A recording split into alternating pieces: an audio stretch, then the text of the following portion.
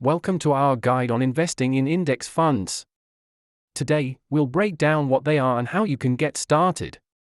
Index funds offer a great way to diversify your portfolio while keeping costs low. When choosing an index fund, consider factors like performance history, expense ratios, and fund manager reputation. Let's go through how to open an investment account step by step. Understanding fees is crucial as they can eat into your returns. Let's look at expense ratios. Identifying your investment goals, including your time horizon and risk tolerance, is essential for success. Consider different strategies like lump sum investing versus dollar cost averaging to optimize your potential returns. It's important to monitor your investments and know when to rebalance your portfolio. Avoiding common mistakes can save you dollars. Let's discuss what to watch out for.